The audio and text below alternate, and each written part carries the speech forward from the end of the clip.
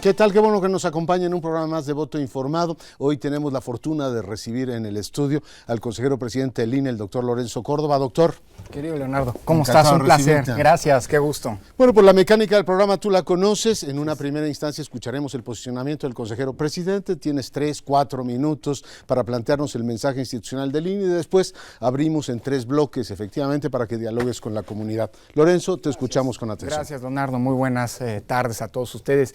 El proceso electoral que está llegando a su fin, que el día de hoy ve el último día de las campañas y estamos por dar paso al periodo de reflexión, como se le llama, para el próximo domingo acudir a las urnas, ha sido uno de los procesos electorales más complejos de nuestra historia. Creo que esto es así por 3 conjuntos de razones fundamentales. En primer lugar, por el tamaño de la elección. Estamos frente a la elección más grande de las que hayamos organizado en el país. El número de potenciales electores, 83.5 millones, detona una serie de cifras inéditas en la historia electoral de México. Casi 150,000 casillas, 149,000 casillas, 6,000 más que hace 3 años. Un número de ciudadanos que hemos visitado en sus domicilios luego de haberlos insaculado, de haberlos sorteado como lo mandata la ley, de 10.9 millones de ciudadanos. Estamos hablando de casi 3 millones más que hace 3 años, un número de ciudadanos que han sido, de entre estos insaculados, que han sido visitados en sus domicilios, considerados aptos para ser funcionarios de casilla, capacitados para tal fin y que han recibido la confianza de la sociedad para instalar el próximo domingo estas 149,000 casillas. Estamos hablando de una cifra inédita, 1,210,000 ciudadanos serán funcionarios de casilla. Estamos hablando de más de 500,000 más que hace 3 años, un número de elecciones concurrentes nunca antes visto, 16 elecciones concurrentes, en fin, desde el punto de vista de las cifras, por donde se le quiera ver, esta es la elección más compleja. Pero también la complejidad de esta elección se deriva de que estamos instrumentando una reforma electoral que, si bien no es la primera gran reforma de gran calado, también es cierto que es la primera reforma que cambia radicalmente muchas de las características del sistema electoral tal como lo habíamos venido conociendo hasta ahora. Por un lado, se convierte al IFE en el INE, se le da a esta autoridad una competencia clara, directa, en muchas de las partes de la organización de los procesos de las elecciones locales. Se le confiere a esta autoridad un rol, al INE, un rol de rectoría del Sistema Nacional de Elecciones, y además se le atribuyen una serie de novedosas atribuciones. Estamos hablando de 74 nuevas atribuciones adicionales a las que heredamos del IFE, 53 de ellas tienen que ver con la competencia a nivel local, ahora de la Autoridad Electoral Nacional, que hacen, por no hablar, por ejemplo, de la figura de la fiscalización, que ahora concentra en manos del INE la revisión de todos los ingresos y gastos de las precampañas y de las campañas federales y locales. Estamos hablando de un desafío no menor, del que ahora depende la validez de las elecciones, ya que a más tardar el 13 de julio tendremos que haber dictaminado la validez de todos los ingresos.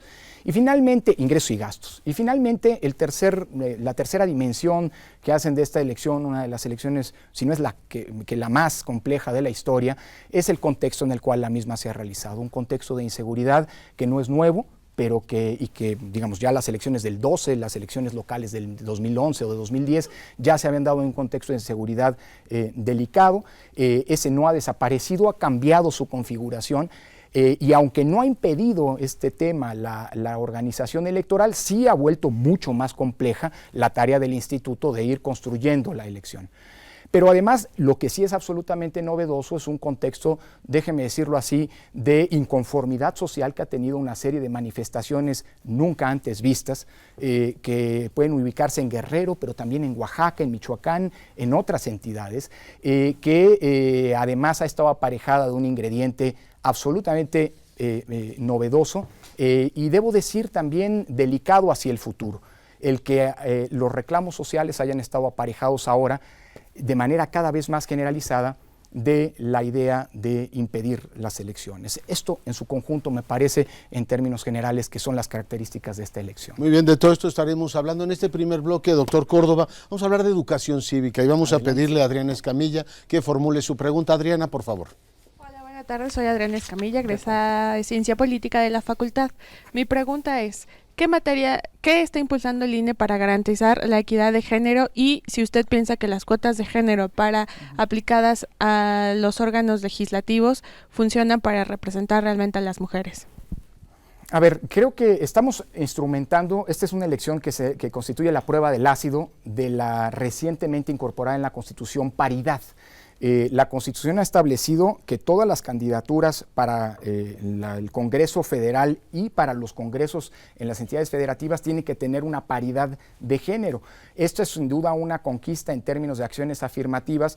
Yo siempre he dicho que lo ideal sería no tener acciones afirmativas porque esto significa que el problema de fondo que buscan reparar no existe. El problema existe. Tenemos un problema de acceso, de participación de las mujeres a la vida política y por lo tanto estas acciones afirmativas son pertinentes. Estamos ensayando este mecanismo y creo que, digamos, ya tenemos cifras inéditas. Nunca antes había habido tantas candidatas mujeres a cargos legislativos. Sin embargo, me parece que tenemos varios desafíos en este sentido. Primero, demostrar que efectivamente esta paridad, esta imposición desde la Constitución rinde los efectos deseados. Hay en esta historia episodios lamentables como el de las así llamadas Juanitas. Pero además me parece que el desafío hacia adelante es lograr llevar la paridad al ámbito municipal, cosa que no se tocó en la reforma constitucional y que a pesar de que ha habido sentencias del tribunal, sí tiene que formar parte de una discusión importante hacia adelante para lograr propiciar lo que se conoce como paridad horizontal, es decir, que el número de candidatas a alcaldes y de candidatos sea paritario, pero también vertical, es decir, que las planillas que se postulan en cada municipio respeten, digamos, la alternancia entre géneros. Es un tema no resuelto, es un tema que hay que ver cómo funciona, pero sobre todo yo diría, es un tema en el que tenemos que pensar hacia el futuro cómo logramos, un tema sin duda positivo, que hay que seguir robusteciendo, pero cómo lograr que el tema de la paridad logre empalmarse, es decir, casarse con el tema de la democracia interna de los partidos políticos. Porque es un tema, es una asignatura pendiente, es una asignatura de la que depende la credibilidad, me parece, de los propios partidos de cara a la sociedad, no exclusivamente, pero sí de manera importante, y que hasta ahora, lo hemos visto, no ha estado necesariamente combinado de manera armónica con el tema de la paridad. Es decir, en la designación de las candidatas, para cubrir el tema de la cuota, pues hemos visto en muchas ocasiones episodios poco democráticos como el así llamado dedazo, designaciones, digamos, verticales, que en un futuro yo creo que tienen que armonizarse con ese otro gran tema, otro gran pendiente de la democracia mexicana, que es el de la democracia interna en la vida de los partidos políticos. Eso es. Alejandra Martínez, por favor. Hola, soy Alejandra Martínez, egresada de la Facultad de Relaciones Internacionales y mi pregunta es, ¿qué avances puede prever en el voto de los mexicanos en el extranjero y por qué seguir apostando en él considerando los resultados de las elecciones pasadas? Bueno, parto del final, Alejandra. Los resultados de las elecciones pasadas son resultados poco satisfactorios, pero que parten de una premisa que es un problema de origen.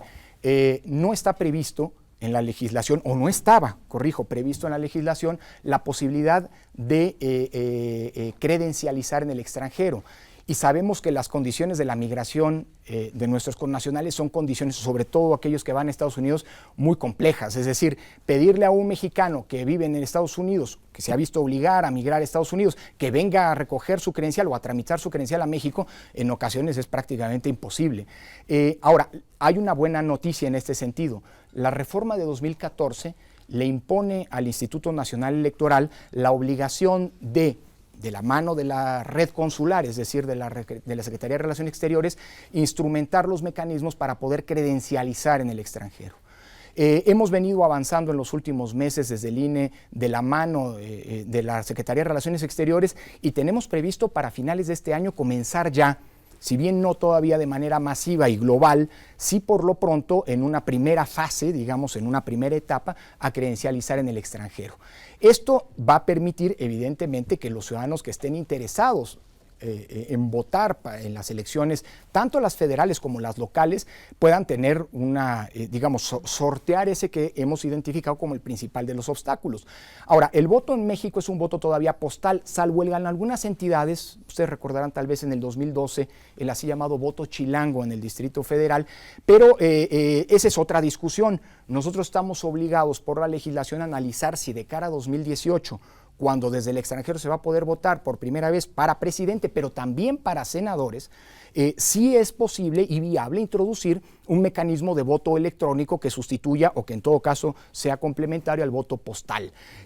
Habrá que analizarlo. Aquí hay un tema que no podemos perder de vista.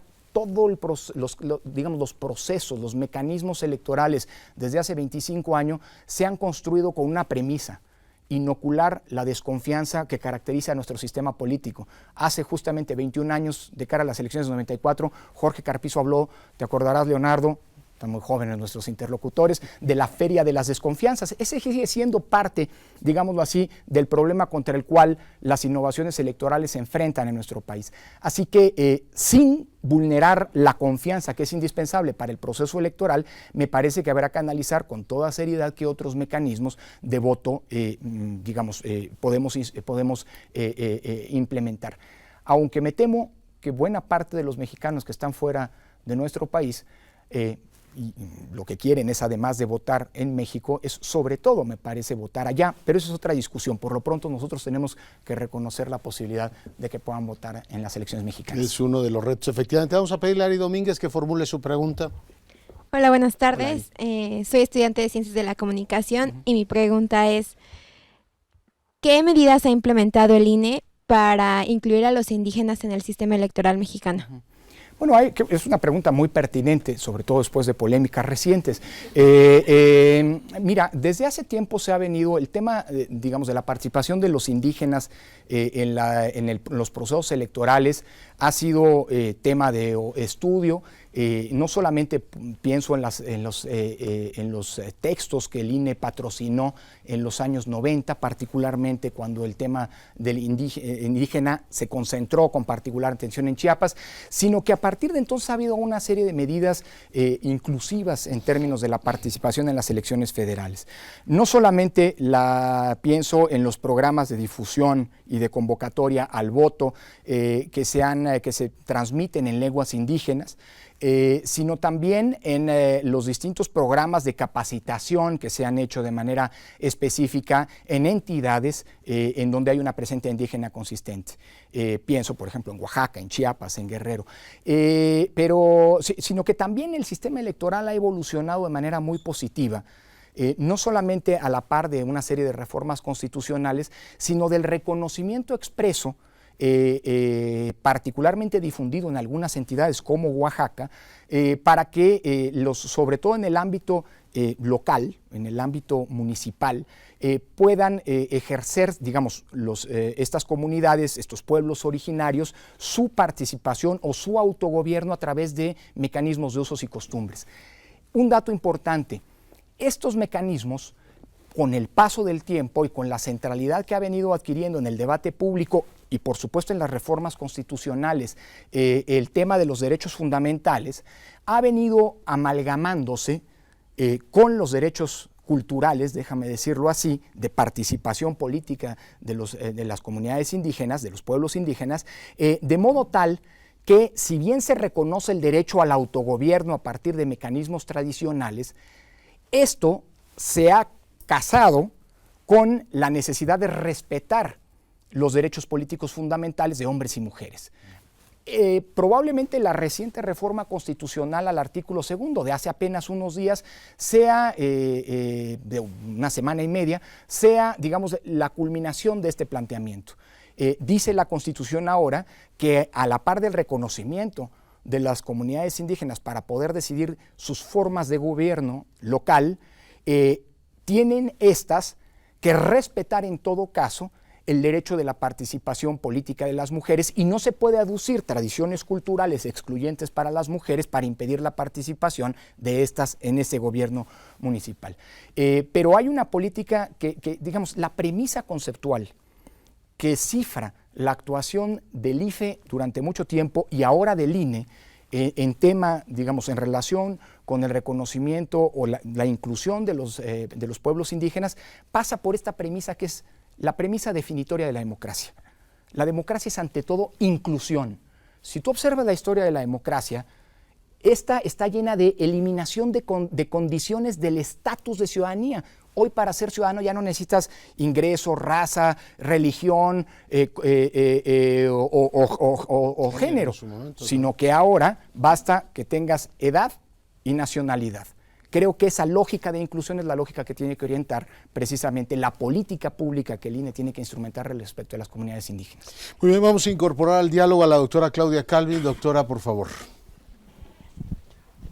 Muchas gracias. Claudia Calvin, del Comité Ciudadano de Voto Informado. Mi pregunta tiene que ver, Leonardo, con el día después. ¿Cómo estamos visualizando, o qué podemos esperar, o cómo podemos visualizar la comunicación con la comunidad internacional el día después? ¿Cómo les vamos a explicar los resultados? Yo sé que no hay una bolita mágica para saber qué va a suceder, pero hoy el tribunal dijo que todos los partidos habían violado la ley y acabas de mencionar justamente lo complejo del proceso. ¿Hay algo previsto? ¿Qué podemos esperar? Doctor. La historia nos enseña, Claudia, que cuando la autoridad electoral se ha quedado callada y ha generado vacíos de información, han venido problemas. La autoridad electoral creo que tiene que ser un muy proactivo generador de información. Es por eso, tú te vas al día después, yo me voy desde el momento mismo en que se cierran las casillas. Es por eso que desde las 8 de la noche, hora del centro, que es cuando se estarán cerrando las casillas del uso horario más occidental, el INE, los órganos locales en sus respectivos ámbitos de competencia, pero hablo por el INE, que es lo que me corresponde, el INE va a detonar una gran cantidad de información.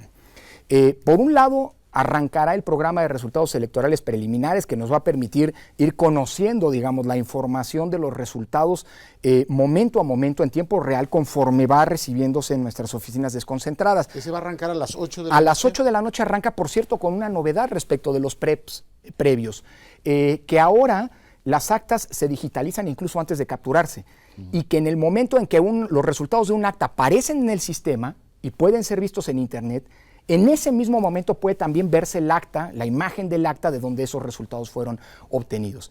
Además, a las 11 de la noche, a más tardar a las 11 de la noche, el Instituto Nacional Electoral estará dando los resultados de un conteo rápido. Normalmente los conteos rápidos, es decir, estos ejercicios estadísticos se utilizan cuando hay elección o presidencial o de gobernadores. Decidimos, como en el 2013 se hizo, por cierto, hacer un conteo rápido que nos va a permitir saber cuál es el porcentaje de votación que obtuvo cada uno de los partidos políticos con un alto grado de precisión, porque estamos hablando de una gran muestra de más de 9,000 casillas. Y dos, también una anticipación bastante precisa de cómo va a quedar configurada la Cámara de Diputados, incluyendo una anticipación de la distribución de los diputados de representación proporcional. Por supuesto, la idea es que durante las horas posteriores a las 11 de la noche y el día siguiente tengamos una, política muy activa de estar informando, digamos, ya desde entonces, resultados o las cifras, las buenas cifras del proceso electoral. Me parece que esta es la mejor manera de llenar los posibles vacíos de información de cara al miércoles siguiente a la elección, de hoy en 8, que es cuando se van a realizar los cómputos distritales, es decir, la agregación legal de los datos. En estos días, a lo largo de esta semana, por cierto, hemos venido intensificando la comunicación con corresponsales extranjeros, con distintos grupos, digamos, editoriales, para poder proporcionar la mayor información posible en torno a la jornada electoral y al proceso electoral en su conjunto. Estamos conversando el día de hoy con el consejero presidente del INE, Lorenzo Córdoba. Vamos a hacer una brevísima pausa, estamos de regreso en un instante. Este es el voto informado.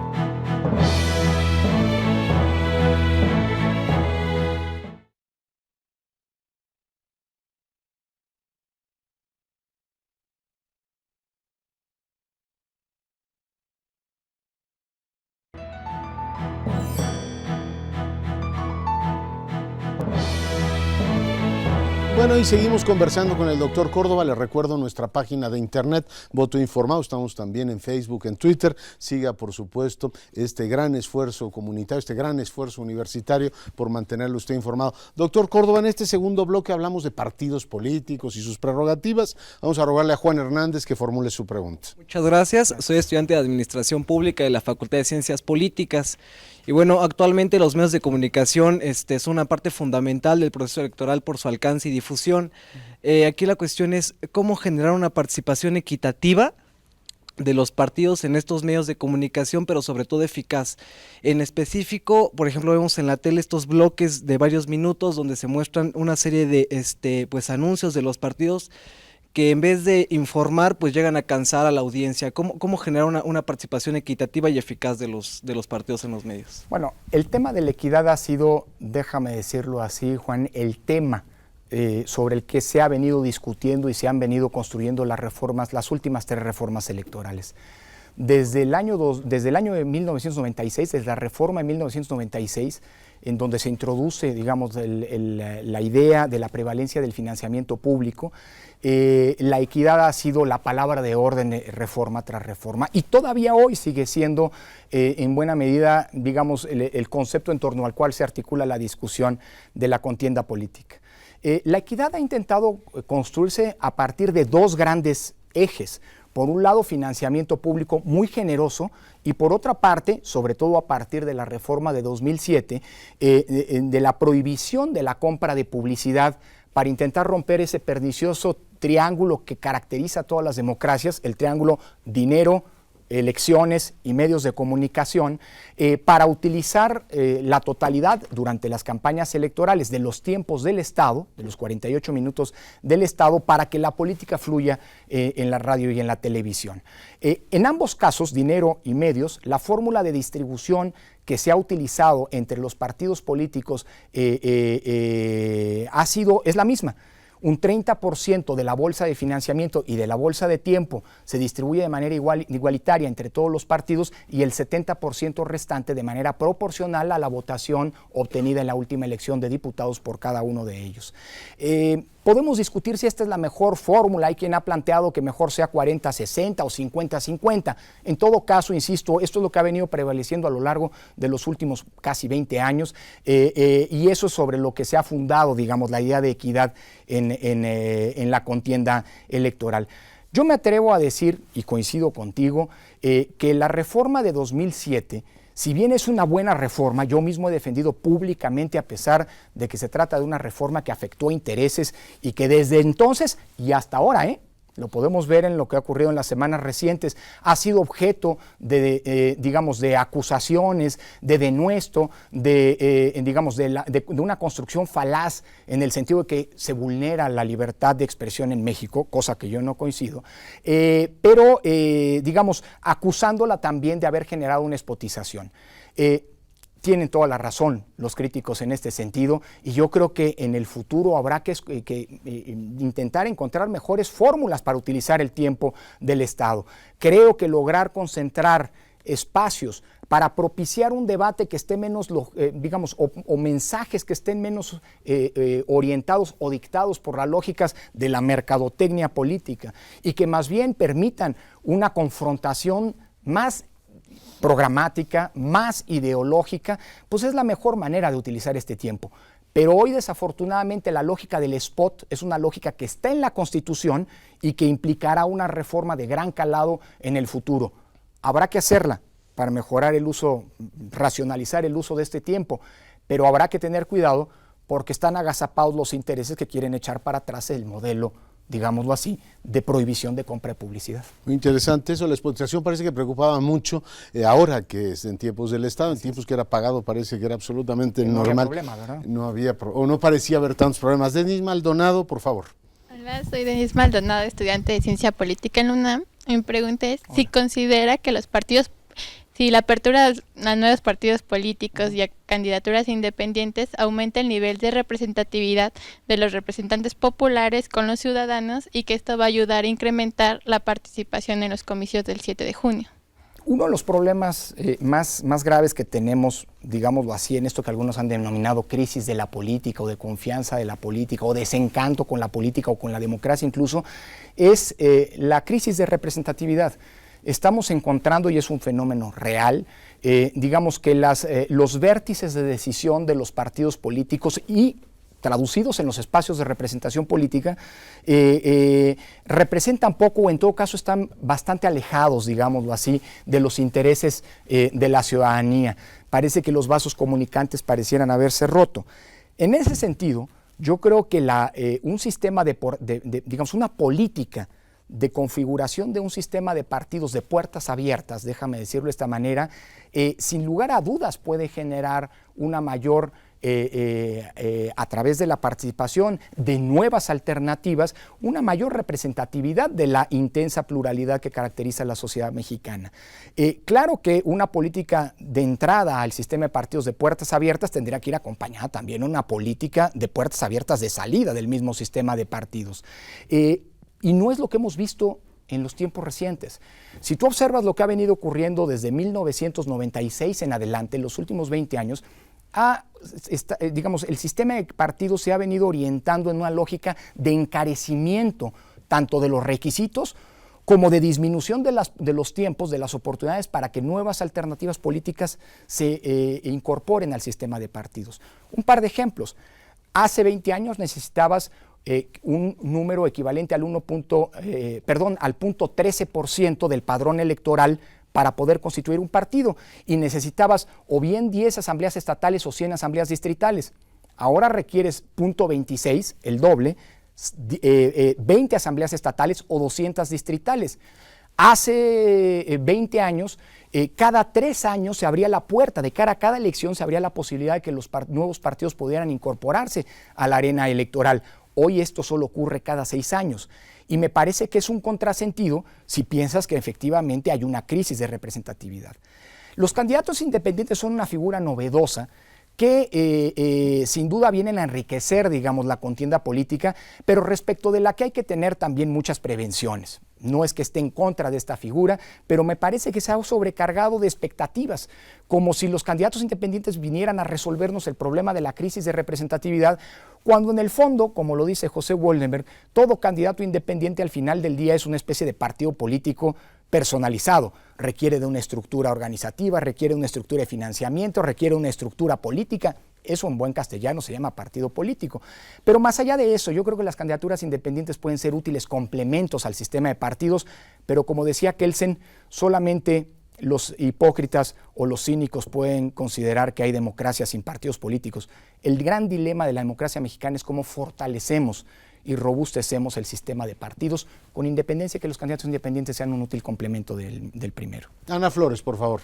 Hola, ¿qué tal? Hola, Soy Ana. estudiante de Ciencias Políticas y Administración Pública, y ya hablando en el contexto de las próximas elecciones, ¿cómo la Dirección Ejecutiva de Prerrogativas y Partidos Políticos vigilará el cumplimiento de las mismas? Y al no ser cumplidas, ¿cómo se asegurará de que las sanciones sean acatadas por los partidos sancionados? Buena pregunta. A ver, la Dirección de Prerrogativas no es la responsable de vigilar que se cumplan todas las obligaciones. Por ejemplo, no las obligaciones financieras. La Dirección de Prerrogativas otorga el financiamiento a los propios partidos. Claro, es la dirección que verifica, por ejemplo, que se cumplan con sus normas estatutarias, las que cada partido se dio, que verifican, por ejemplo, que se cumpla con la cuota de género en la paridad, en la postulación de candidaturas y demás. Pero son otras instancias del propio Instituto Nacional Electoral las que ejercen esa función de control a la que tú haces referencia. En primera instancia está la Unidad Técnica de Fiscalización y la Comisión de Fiscalización y el Consejo General, en ese orden, que son los encargados de vigilar que el dinero que los partidos reciben, público y privado, tiene una proveniencia lícita, respeta los topes de aportaciones privadas, por ejemplo, respeta las prohibiciones que algunos entes tienen para hacer algún tipo de aportación en dinero o en especie, y verifica que los gastos sean realizados conforme a lo que establece la ley, es decir, que tengan un fin partidista, por un lado, y que durante las campañas electorales se respeten los topes de gasto de campaña. Más todavía ahora que con la nueva legislación, el rebase del tope de gastos de campaña es una posible causal de nulidad de las elecciones. La tarea de fiscalización ahora es una tarea, digamos, probablemente una de las tareas más complicadas que ha tenido que instrumentar el INE, porque no solamente requiere un robusto sistema informático que pudimos construir gracias al apoyo de la UNAM, sino además que impide que la contabilidad se realice ex post, porque la contabilidad tiene que hacerse en tiempo real. Los partidos, conforme obtienen un ingreso, realizan un gasto, tienen que reportarlo al INE, y esto se va acumulando y va dejando huella en este sistema. Bueno, como decía, antes de que se califiquen las elecciones, el INE va a tener que determinar si alguno de los candidatos ganadores rebasó o no los topes de gasto de campaña, porque de eso va a depender que los tribunales, ya sea locales o el Tribunal Electoral del Poder Judicial de la Federación, determinen si hay o no una causal de nulidad. Pero también está, y la unidad de fiscalización indaga, la comisión supervisa esas indagatorias y el Consejo General resuelve. Pero también hay otras instancias que vigilan el adecuado, digamos, el apego a la ley de los partidos políticos. Por un lado está la Comisión de Quejas y el propio Consejo. Ustedes saben que uno de los temas de esta elección más controvertidos, más polémicos, ha sido la actuación ilegal de los partidos políticos. Ya se mencionaba que el Tribunal Electoral ha dicho que todos los partidos han transgredido la ley, cierto, nada más que uno o algunos más que otros. Esto ha implicado, por cierto, que como nunca antes en la historia, un partido político haya sido multado. No solo hablo del volumen de las multas, el Partido Verde Ecologista recibió la tercera multa más grande en la historia electoral del país después de Amigos de Fox y Pemexgate, sino que además es el partido más multado durante un proceso electoral, o sea, en el curso de un proceso electoral. Y estos son otros mecanismos de control para vigilar el apego a la legalidad de los propios partidos políticos. Vamos a incorporar a la conversación a Julio Portales. Julio, por favor. Muchísimas gracias. Consejero presidente. ¿Qué tal, Julio? Una razón reciente en términos de estos diálogos públicos ha sido justamente el origen o la generación de organizaciones de la sociedad civil como Voto Informado. ¿Qué opinión le genera al presidente consejero del IFE la aparición de este tipo de organizaciones? Igualmente, no sé, la iniciativa del 3x3, del CCI de Coparmex, o esta otra organización de Candidato Transparente, en fin, y cómo de alguna manera será la interrelación en el futuro con ellas mismas, ¿no?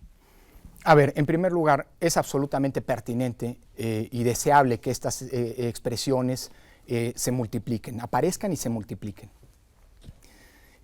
Yo siempre he sostenido que la construcción de la democracia es una construcción colectiva, que implica responsabilidades compartidas entre un sinnúmero de actores públicos. Por un lado, por supuesto que hay una responsabilidad clara y directa de las autoridades electorales. También hay una responsabilidad, obviamente, de los actores, de los partidos políticos y de sus candidatos. Hay una responsabilidad que a veces pretende soslayarse, pero que es fundamental para la adecuada recreación de la democracia, de los medios de comunicación.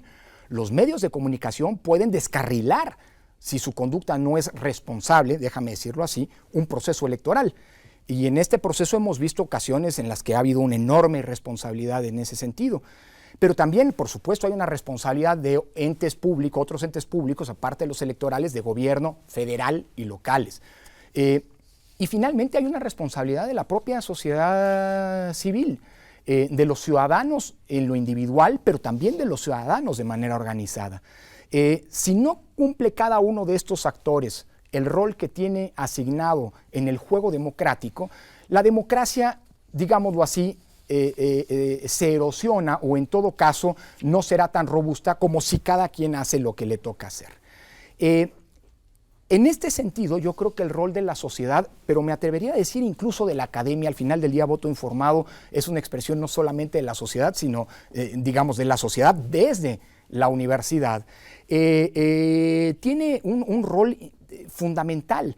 El papel de los ciudadanos no es solamente el de ir y votar cuando hay elecciones. Por supuesto que esa es una obligación o un derecho, como se le quiera ver, pero si asumimos que el papel de los ciudadanos se agota con ese hecho, pues a lo mejor tiene razón Rousseau cuando en el contrato social decía que los ingleses creían que eran muy libres porque iban y votaban por sus representantes de vez en vez, sin darse cuenta que cuando volvían a sus casas eran tan esclavos como lo eran antes. Yo creo que el papel de la sociedad es crear contextos de exigencia. Yo durante mucho tiempo, cuando estaba en la academia, a donde volveré tarde o temprano, ahora estoy prestado, como ha insistido en distintas ocasiones el rector Narro, a la función electoral, desde la academia yo creo que, digamos, para muchos era un académico incómodo para los órganos electorales. Yo ahora estando en el órgano electoral le reclamo a los colegas que son demasiado poco incómodos para el órgano electoral. Los contextos de exigencia son fundamentales y creo que iniciativas como Voto Informado le crean al órgano electoral, pero en este caso sobre todo a los actores fundamentales de las contiendas electorales, a los partidos políticos y a los candidatos, un contexto de exigencia que ojalá sirva de ejemplo para que en el futuro se multiplique durante los procesos electorales, pero también fuera de estos. Estamos conversando con el doctor Lorenzo Córdoba, consejero presidente del INE. Vamos a hacer una brevísima pausa, regresamos en un instante.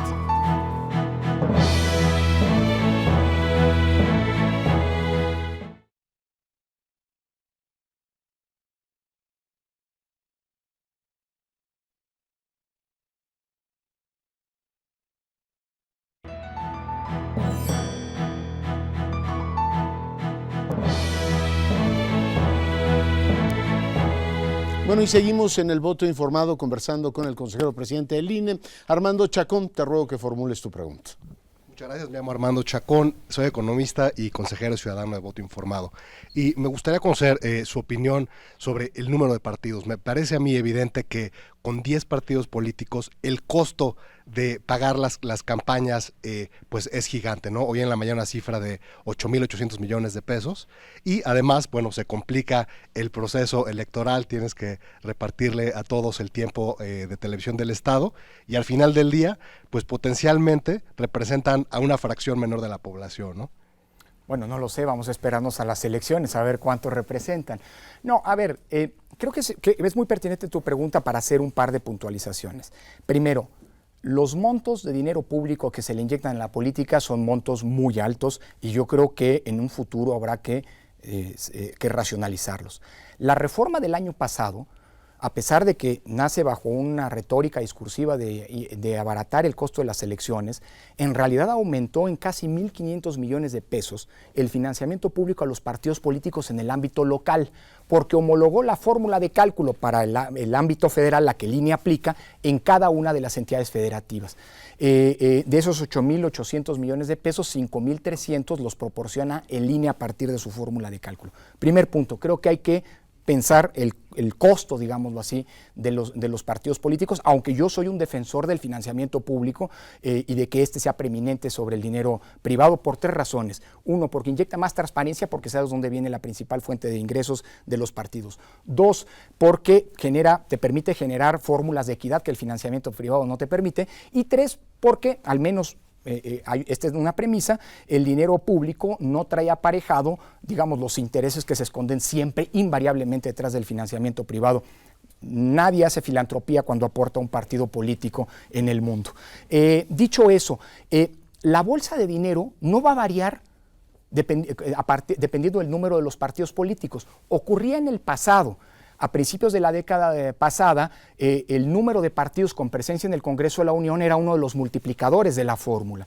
Hoy esa fórmula, esa bolsa de dinero, se calcula a partir de multiplicar un porcentaje del salario mínimo del Distrito Federal, el 65% de un día de salario mínimo, por el número total de electores que están en el padrón electoral. Y eso se asigna o se calcula año con año con independencia del número de partidos que se tengan. Si al cabo de esta elección 1, 2, 3 o 5 partidos llegaran a perder el registro, eso no quiere decir que el próximo año vamos a tener menos dinero que repartir, sino que vamos a tener menos partidos entre los cuales repartir la misma cantidad de dinero. Y lo mismo pasaría si tuviéramos 10, 12, 13, 15 partidos políticos. Creo, déjame decirlo así, aunque sé que es un discurso políticamente incorrecto porque los partidos políticos no gozan de gran fama pública en los tiempos que corren, a pesar de que son indispensables, como decía hace un rato, para la recreación de la democracia, yo creo que una sociedad debe tener el número de partidos que la pluralidad que caracteriza la misma refleja. Todas aquellas opciones que sean mínimamente representativas me parece que tienen que tener cabida, digamos, en el sistema de partidos, con independencia de que todas aquellas opciones no representativas tienen que salir de manera bastante expedita también del propio sistema de partidos. Roldán Espejel, por favor. Hola, mi nombre es Roldán Espejel y Hola, mi pregunta es Roldán. lo siguiente.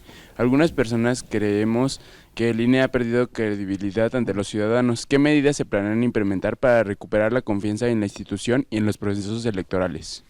El INE es una institución que, como pocas en el Estado, vive de la credibilidad pública. Déjame decirlo de esta manera, con una simplificación si quieres grande, pero al final del día creo que es cierta. Es imposible que haya credibilidad en una elección si el órgano que la organiza no tiene credibilidad pública. Y si no hay credibilidad en los resultados electorales, difícilmente va a haber credibilidad de los gobiernos o de los poderes electos y consecuentemente vamos a tener una precaria legitimidad democrática de estos. Por eso creo que es importantísimo tomarse muy en serio el tema de construcción de credibilidad en torno a los órganos electorales. Ahora, como decía José Woldenberg, Leonardo, te acordarás de esta expresión de hace algún tiempo, el proceso de construcción de la credibilidad es un proceso en el que avanzas de manera tortuosa, lenta, trabajosa y los avances se miden micra a micra. El proceso contrario, el de pérdida de credibilidad, ocurre de golpe y los retrocesos se miden en kilómetros.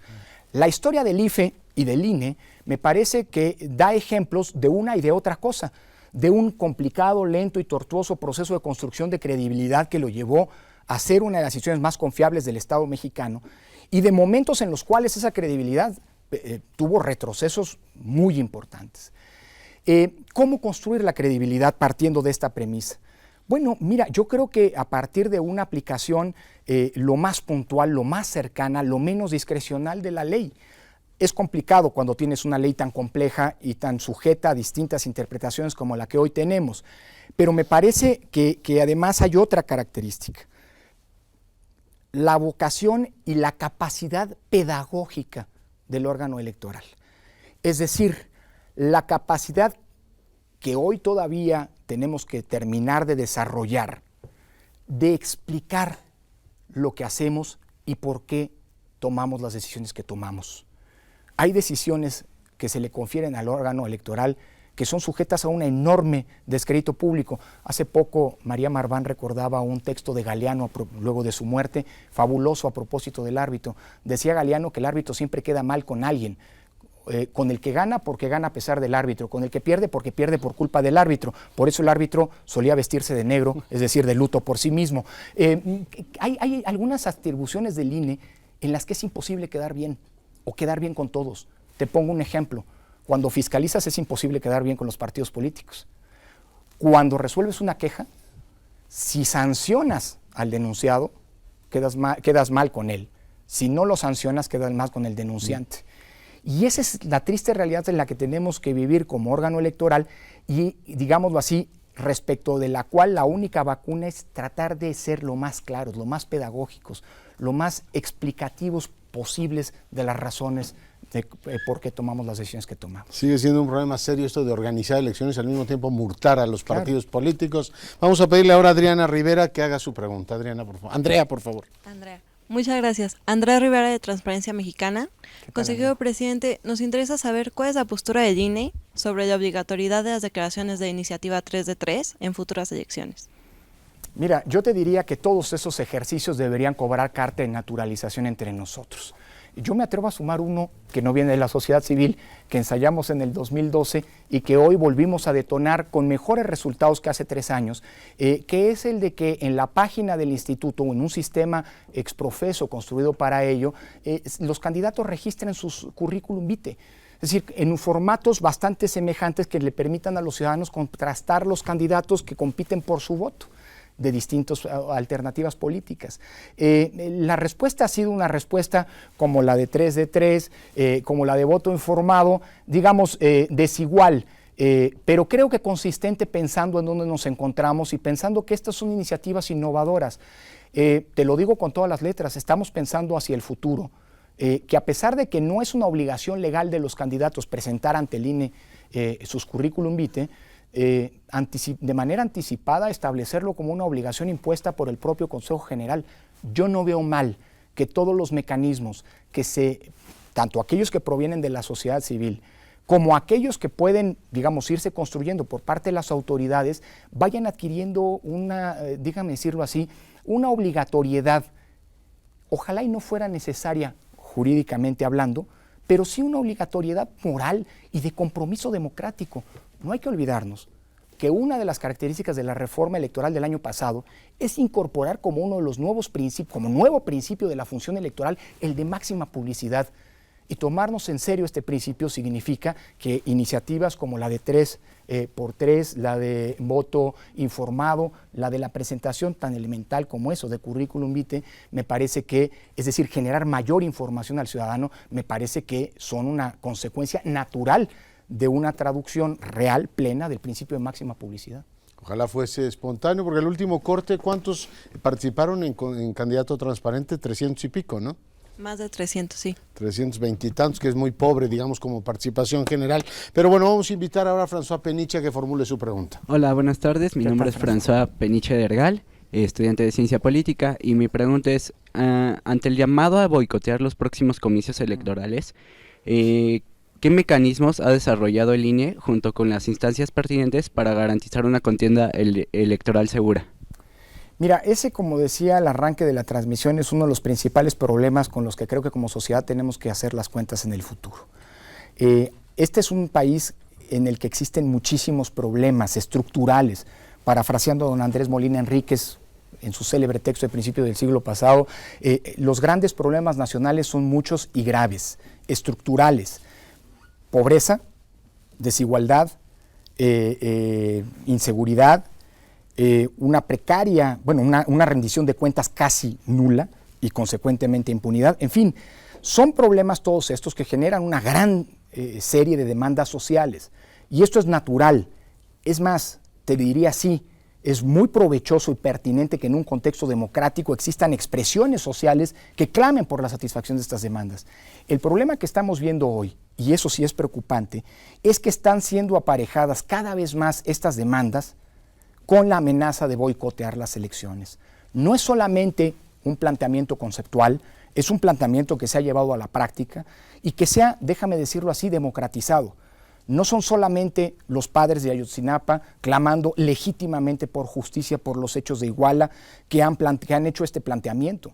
Estamos hablando de que hoy en día prácticamente cualquier expresión de inconformidad social, incluso legítima, conlleva esta amenaza de boicotear las elecciones. Me parece que el boicot a las elecciones tiene que ser rechazado en toda la línea, porque déjame decirlo así, lo único que no podemos permitirnos es que las elecciones se nos conviertan en un problema, y las elecciones, cuando no las hay, son un problema para el funcionamiento democrático. Yo estoy convencido que las elecciones tienen una especie de vocación civilizatoria. Hacer las elecciones no es una tarea del INE. El INE, por supuesto, que determina las grandes bases, aplica la ley, pero la construcción de las elecciones involucra la participación espontánea y generosa de millones y millones de ciudadanos. Entre funcionarios de casilla que han aceptado fungir como tales y representantes de casilla y observadores, representantes de partidos políticos en las casillas y observadores electorales, el próximo domingo tendremos en la calle una cantidad de gente de alrededor de 3,5 millones, 4 millones de ciudadanos comprometidos con la democracia. Y eso creo que es algo que valorar y consecuentemente, a partir de eso, tratar de exorcizar o vacunarnos hacia el futuro de una expresión que no nos va a llevar a ningún buen lado. Déjame decirlo así, hay muchos intereses que no son intereses democráticos y que apuestan al fracaso del sistema democrático. O para decirlo de otra manera, el boleto a la democracia no solo de ida, puede tener aparejado el boleto de regreso, y eso, las regresiones autoritarias, es algo de lo que tenemos que realmente tener mucho cuidado, ¿no? Inquietante esto que nos comenta el consejero presidente del INE. Vamos a hacer una breve pausa, regresamos al último bloque.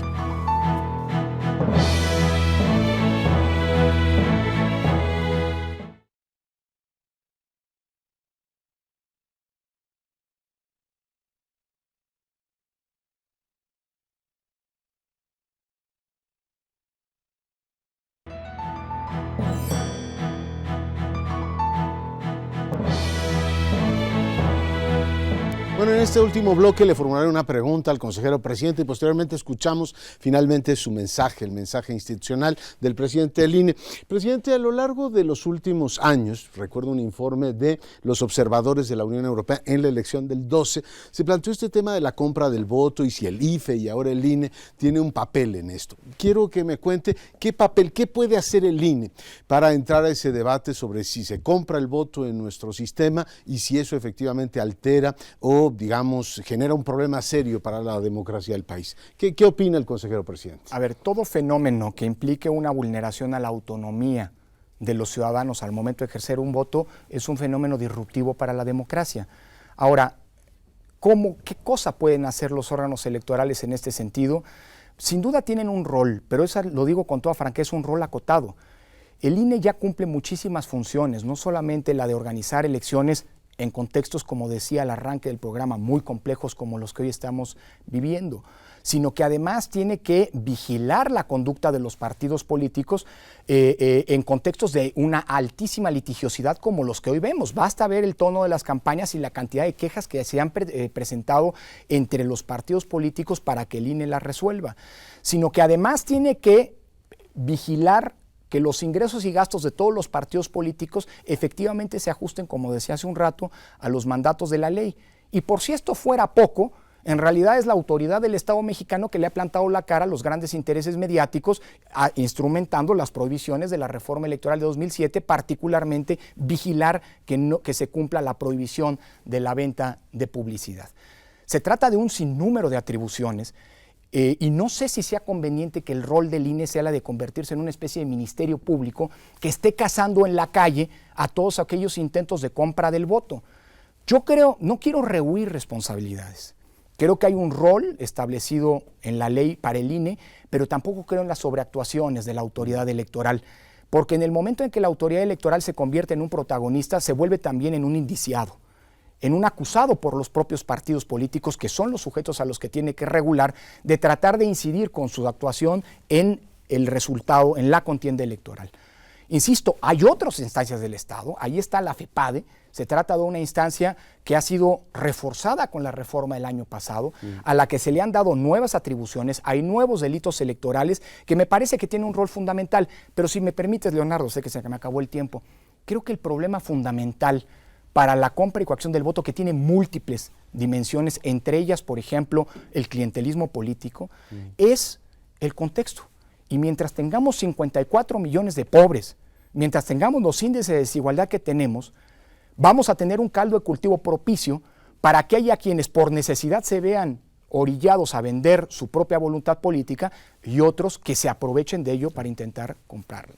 Muy bien, pues tenemos una cita con las urnas el próximo domingo. ¿Qué mensaje nos deja el consejero presidente del INE? Bueno, yo creo que es importante valorar los esfuerzos que hemos hecho a lo largo de 30 años, de 35 años de cambio político, como uno de los principales mecanismos o alicientes, digamos, para acudir a las urnas el próximo domingo. Tenemos un sistema electoral que garantiza, digámoslo así, condiciones para que el voto pueda ejercerse con la confianza de que el sentido del mismo será contabilizado, computado y efectivamente traducido en los espacios de representación política. Tenemos una pluralidad política que, aunque si quieren deja todavía mucho que desear, realmente va en contra, digamos, y hace palidecer esa simplificación de que todos son lo mismo. Ha habido a lo largo de las últimas semanas una serie de foros a propósito de contraste de las plataformas electorales de los partidos políticos, y en ellos hemos podido constatar que, a pesar, digámoslo así, de que hay evidentemente coincidencias, también hay muchos puntos de divergencia, también hay muchos puntos que creo nos permiten, digámoslo así, sentirnos representados de alguna o de otra manera en el pluralismo político. Las elecciones son también una manera, es más, lo diría así, en las democracias son la manera fundamental para cambiar el estado de cosas en democracia. Y creo que el voto no solamente ha tenido, digamos, una lógica de ser expresado respecto de la posición política que más cercanía ideológica le genera a cada ciudadano, sino también el voto, y lo enseña nuestra historia, es un mecanismo muy importante para castigar el tipo de políticas públicas que se han venido realizando. Por supuesto que el voto, digamos, tiene también esta dimensión de, digamos, eventualmente anularlo, y es un derecho si se quiere anular el voto. Yo creo, sin embargo, que el anular el voto significa, insisto, un derecho, pero al final del día delegar a otros la toma de las decisiones respecto del futuro político del país. Quien anula su voto, sin duda tiene un compromiso democrático porque participa y a través de la anulación puede eventualmente expresar un rechazo a las fuerzas políticas que concurren en pos del mismo. Pero también es cierto que al momento de integrar los espacios de representación, ese voto no cuenta. Ese voto tiene, para efectos legales, un voto de no ser contado más que en la estadística del índice de participación ciudadana en las urnas. Anular el voto significa, insisto, una alternativa legítima, pero una alternativa que me parece que delega en quienes sí votan válidamente por alguna alternativa política los destinos del país.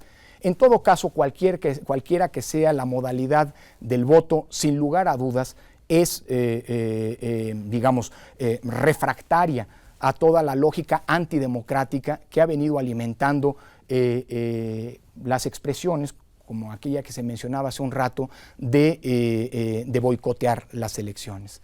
El país es un país muy distinto, ustedes son jóvenes, pero son estudiosos de la vida pública. El país es muy distinto al que era hace apenas unos 20 años y creo que los cambios que ha habido, si bien son insatisfactorios todavía en muchos sentidos, si bien nuestra democracia sigue dejando mucho que desear, también es cierto que es un espacio o un contexto de convivencia mucho más robusto, mucho más plural y mucho más libre que el que teníamos hace 20 años. Y eso se logró a través del voto.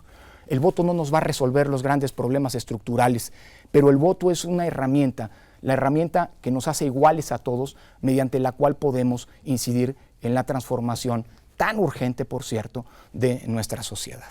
Pues Lorenzo, muchísimas gracias por haber estado esta noche en Voto Informado. Una forma espléndida de cerrar estos programas. Gracias.